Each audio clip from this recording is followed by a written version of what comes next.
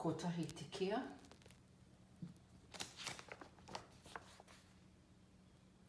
E rua ngā kereru. E toru ngā kākapo.